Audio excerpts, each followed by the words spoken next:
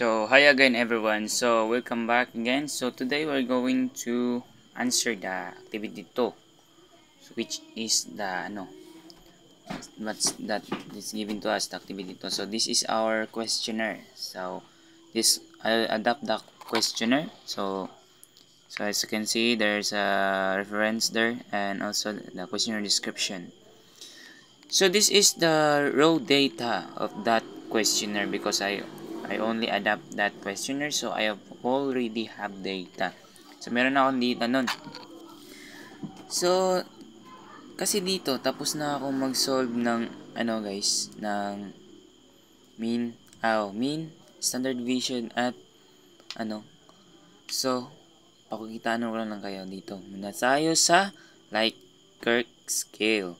So paano nga ba kuhanin yung interval? So ang gagawin mo lang is highest value minus by lowest value divide by 5 category because we have 5 category. So sa pagkuha naman to, so makikita natin dyan kung paano mga formulas na ginamit ko. Yan. May madaling paraan dito guys. So, mas advantage kapag ang ginamit mo ay laptop kasi madali lang mag-drag doon. Hindi ka guys dito sa cellphone na ang bagal. Pero goods din naman na kaya ko naman gawin. So makikita niyo diyan. So ang interval natin is 0.8. So dito, yung formula natin dito is isasubtractan lang natin siya ng 0.1 para makabuo tayo ng then i-drag natin 'yan. Same process nung dragging, yung copy then dragging sa past video na sinabi ko sa inyo. Yan. So, dahil tapos na tayo sa Likert scale. Next, ang kukunin naman natin is kung paano ba makukuha ang mean at standard deviation at range ng ating QD ng ating raw data. So, meron na akong dito, example, no? So, kaya, kung baka may napapansin kayo, strongly, yung scale range natin is based lang po yan sa ating questionnaire. Yan. Then, magbubuo ako ng table dito para makita nyo talaga kung paano ko ginawa yung pag-compute ng mean at STD at QD. Okay. Yan. Naglalagay na ako dyan ng Ang formula ng mean is equals average. Average. Yan. Tapos, from item 1, drag mo yan lahat. Yan. Drag hanggang sa last part, hanggang sa 100 sa respondents. Yan. Then, check. So, meron na tayong mean. So, guys, yung sinabi ko, so, center muna natin. So, para makuha natin ng mas madalian, i-copy natin yung mean na compute natin. Yan. Copy natin yan.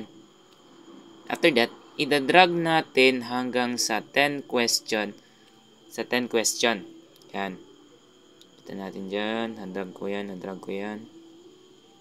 Yan. And paste. So, paste natin yan. Pack. So, meron na tayong main. Nabilis, di ba? Makita natin ang bilis. Super easy. So, next nating kukuhanin is ang STD. So, ang formula ng STD ay kinapi lang natin yan para mas madali tayong makapag yan. So, yan. So, ito na. So, kung paano kunin yung STD. Same sa process ng mean. Yan. Same lang sila ng process, guys. Then, click. Then, enter.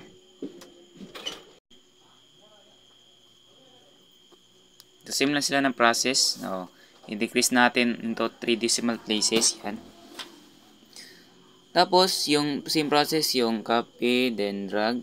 Para mas madali lang. Yan. Madali.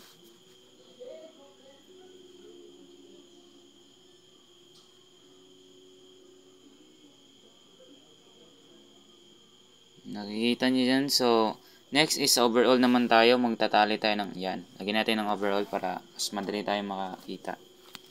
Mas madali natin makita. Yan. Sa pagkuha ng overall ng mean is average. Or equals average. Pala yan. Sorry.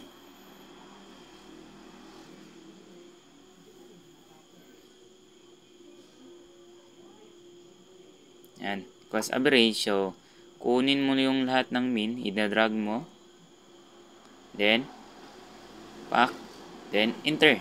Okay, may na tayo. So, sa ano naman, sa standard deviation naman, so, makikita nyo, all ano yan, lahat ng row data natin, para makuha yung standard dev. Tapos, sa sa QD naman, or sa qualitative description, is VLOOKUP. Ang formula natin is VLOOKUP, yan. Then, mean, the mean, lagay mo yung mean. Tapos, yung Likert scale mo. Yung tatlong data. Yan, yung may interval. Lagay mo dyan. Tapos, lagyan mo ng 3 kasi yung sa sa Likert scale mo is tatlong row, data yan. O tatlong row ba. Yan. Then, paste. Then, lagyan mo ng $sign or sa laptop, pwede mong gamitin yung if and if4. Yan. If and if4 yung sa laptop.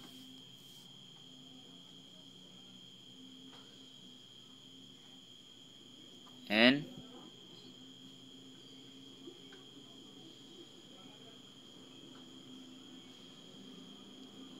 same process, i-copy mo dahil i-drag mo. Yan.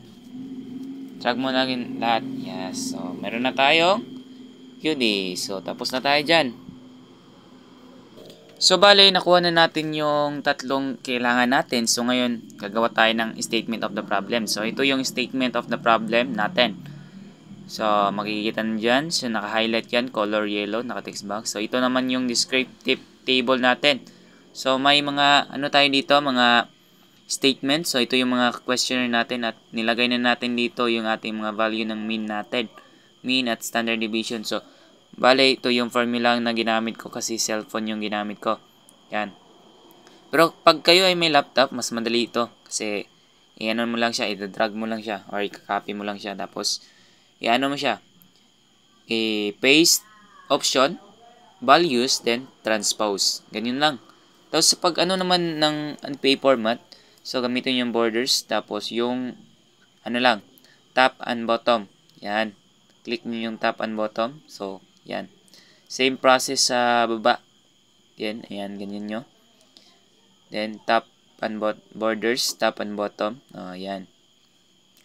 Then, guys. So, dito na nagtatapos. So, thank you. So, yung interpretation nito is nandun sa WPS. Thank you, everyone.